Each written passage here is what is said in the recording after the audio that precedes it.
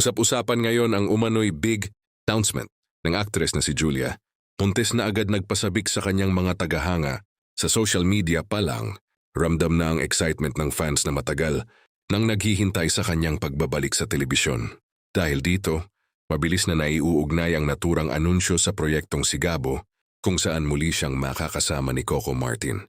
Yung nasabing serye ay isa sa pinakainaabangang teleserye ng ABS-CBN para sa 2026.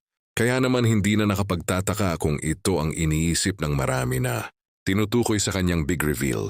Matatanda ang nagkaroon ng ilang usap-usapan at espekulasyon tungkol sa estado ng Sigabo, kabilang na ang umano'y pagkaantala ng produksyon.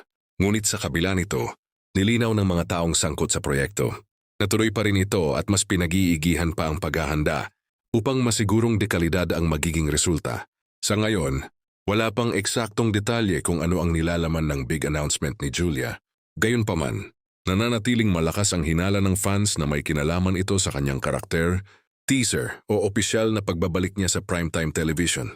Samantala, lalo pang tumitindi ang excitement ng publiko, lalo na sa mga taga-suporta ng tambalang Coco Jul. Para sa kanila ang pagbabalik ni Julia sa serye kasama si Coco ay isang malaking event na tiyak na magbibigay ng bagong sigla sa primetime.